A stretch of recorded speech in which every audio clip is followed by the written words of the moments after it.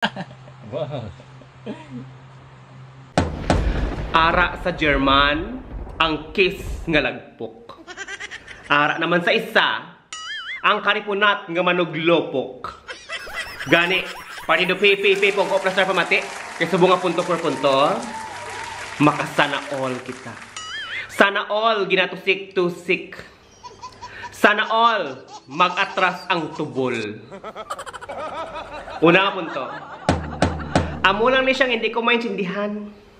Amo lang ni siyang ginalibog sa akon ulo. Kaya nga kung kita maglantaw sang BL o kung boys love, mga pelikula, mga series nga may lalaki kag lalaki, magtusik-tusik gani sila kahit itungod, gwapo, mistiso, nami ang lawas, magtusik-tusik gani sila makahambak. Bawo Diyos ko, daw ginakilig ako.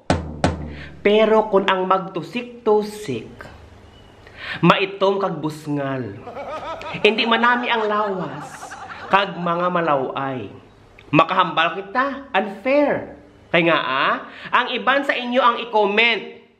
Yo di po, ta dinamak ng inyo ya. Kaduha nga punto. Saan ginalantaw ko ining video, isa lang gid ang mahambal ko. O kung duha ang mahambal ko, duha ang quotes ko. Sang nakita ko ning video, naghambal ako. The design is very Lenovo. The design is very Lenovo. Lenovo tay. Lenovo tay. Sa nakita ko pagid ni siya, no? Nakita ko sila nga duha, naghambal ako. Ikaw ba yan, Nilo? Nilobot. Huwag mo sini, Lenovo tay, nilobot, Diyos ko. Tobol, left the group. Ikatatlo nga punto. Seryoso. Seryoso. Ini opinion ko lang ha. Opinion ko ini. Para sa ako ining video, medyo off. Hindi manami ipakita sa social media. Ilabi na gid kung membro sang LGBTQ+. Tsakto? Ang buta kong tsakto? Tsakto ko rin ang bako. LGBTQ+. Kaya nga kita nagapangayo nga respetuhon sang mga tao. Pero kung amuning ilang nga makita, ano ay hanang ekspektaron nimo? May mga bagay nga pwede natin ipakita sa social media. Kung kita nalipay, kita excited, o kung proud kita. Pero may ara man ng mga bagay nga hindi na dapat ipakita pa. Kung baga, para na lang sa inyo nga duha. Solohan ninyo nga duha.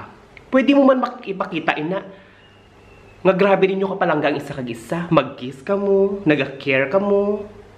Pero hindi sa amo sina nga pamaagi. Gani inyo tandaan, kung gusto ninyo irespeto, respetohon ang kaugalingon. Ikaapat nga punto. Ang iban man niya nga mga baghak, no? Stress ko gid baghak. Ang comment nila amo sini. Pag-inggit, pikit.